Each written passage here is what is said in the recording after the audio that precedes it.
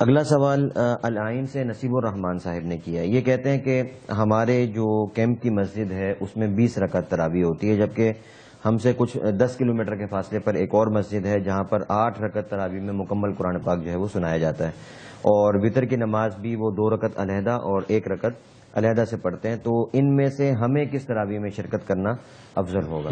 آپ کو 20 رکعت والی تراویح میں شرکت کرنی چاہیے، اور وہاں کوشش کرنی چاہیے کہ حافظ کا انتظام ہو اور وہاں بھی پورا قرآن سنایا جائے.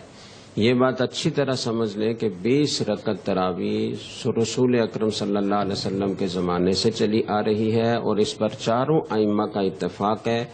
حرمین کے ائمہ بھی، جن کی طرف اپنے آپ کو بعض لوگ منسوب کرتے ہیں اور ہر چیز میں ان کے پیچھے جانے کی کوشش کرتے ہیں، ان کے ہاں بھی 20 رکعت تراویح پڑھائی جاتی ہے. اور ساری دنیا کو معلوم ہے کہ حرمین شریفین میں 20 رکعت تراویح ہوتی ہے.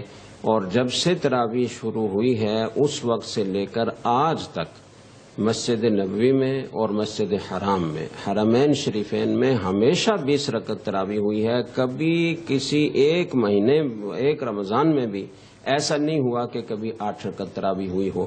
تو یہ امت کا اتنا بڑا اجماع ہے، جو لوگ اس کے خلاف کرتے ہیں وہ غلط کرتے ہیں.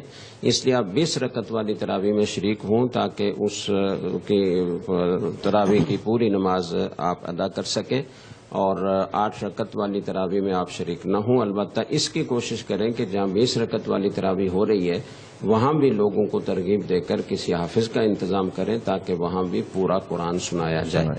باقی آپ نوافل میں اپنے طور پر کسی حافظ کا انتظام کر کے تو پورا قرآن سن سکتے ہیں.